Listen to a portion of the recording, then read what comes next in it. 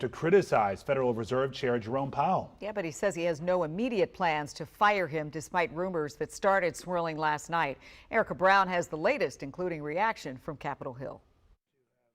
During a White House meeting with the Crown Prince and Prime Minister of Bahrain, President Trump confirmed CBS News reporting that he discussed firing Federal Reserve Chairman Jerome Powell with Republican lawmakers Tuesday. I talked about the concept of firing him. I said, what do you think?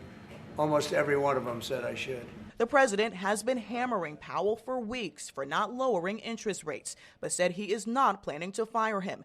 Federal law says the chair can only be removed for cause, and Trump brought up a renovation project happening at the Fed.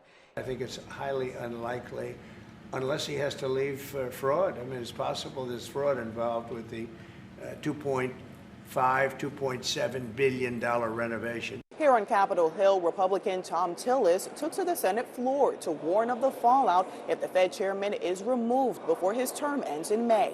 The consequence of firing a Fed chair just because political people don't agree with that economic decision will be to undermine the credibility of the United States going forward. And I would argue if it happens, you're going to see a pretty immediate response. President Trump also downplayed the fallout from Republicans who are demanding more transparency regarding the investigation into child sex offender Jeffrey Epstein. All it is the Republicans, certain Republicans got duped by the Democrats, and they're following a Democrat playbook. But calls for the release of the Epstein files are growing after a Justice Department and FBI review found no evidence of a client list or blackmail of powerful figures.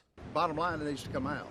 Senate lawmakers are working to hold a final vote tonight on a bill to slash about $9 billion in previously approved funding for foreign aid and public broadcasting. Erica Brown, CBS News, Capitol Hill.